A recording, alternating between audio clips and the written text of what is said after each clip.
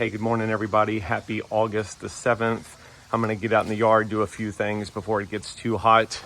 Even though we're wrapping the corner to fall, I'm still not feeling any fall temperatures where I live. So I'm hoping maybe you guys are where you are. Thanks as always for tuning in. I'm running into a dilemma. I thought I'd do a video here to show what I'm going to try.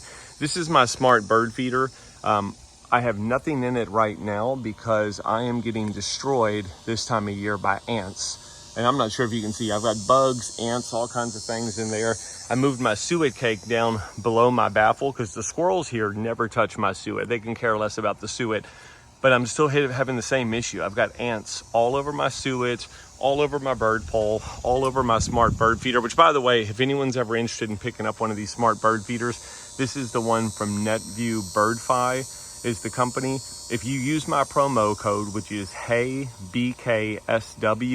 you get a discount on these, and I get a promotion on my end as well. But they're great. Even if you don't have seed in them, I still keep them on my bird pole, basically to face anything that I'm feeding from the hook that I have on my bird pole. So when the hummingbirds come through, I'm going to feed a hummingbird feeder here. But what I'm doing today is I'm going to try something different. I picked up a hanging bird feeder from Wild Birds Unlimited.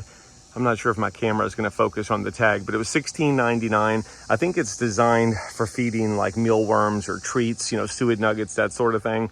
But I'm going to try to set it up today because I'm getting frustrated where every time I try and feed my smart bird feeder or anything else that's attached to my pole, just like the suet cake, the ants are coming to it. So what I'm going to do is I'm going to put a hook up here, and I am going to set up this feeder and throw some bird seed in it and see, first of all, what do the birds think of this Wild Birds Unlimited hanging treat feeder. I think it looks cool. I like the look of it, and I like the fact that it doesn't hold a ton of seed, but it's made of metal, so at least it's going to stay relatively stationary if the wind is blowing or something like that, you know, versus some of the plastic feeders that are out there.